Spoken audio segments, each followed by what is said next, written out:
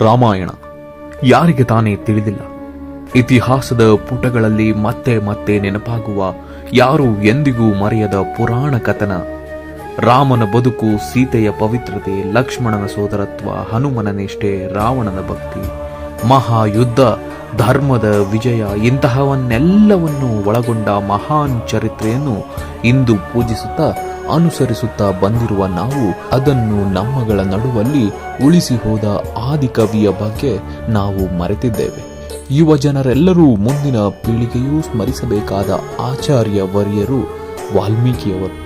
ಅವರ ಜೀವನ ಚರಿತ್ರೆಯನ್ನು ಪ್ರೊಫೆಸರ್ ಡಾಕ್ಟರ್ ಅರ್ಜುನ ಯಾ ಪಂಗಣ್ಣವರವರು ಆದಿಕವಿ ವಾಲ್ಮೀಕಿ ಚರಿತ್ರೆಯಲ್ಲಿ ಸರಳವಾಗಿ ವಿವರವಾಗಿ ಎಲ್ಲ ವಯಸ್ಕರಿಗೂ ತಿಳಿಯುವಂತೆ ವಾಲ್ಮೀಕಿಯ ಜನನ, ಪೂರ್ವಾಶ್ರಮ ಜೀವನ, ವೃತ್ತಿ ಬದುಕು, ಪಯಣ ಎಲ್ಲವೆಲ್ಲವನ್ನು ಎಳೆ ಎಳೆಯಾಗಿ ಈ ಕೃತಿಯಲ್ಲಿ ಚಿತ್ರಿಸಿದ್ದಾರೆ.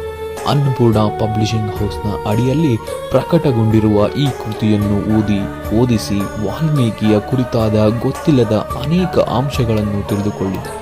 ಧನ್ಯವಾದಗಳು. ಕೃತಿಯ ಬೆಲೆ 200.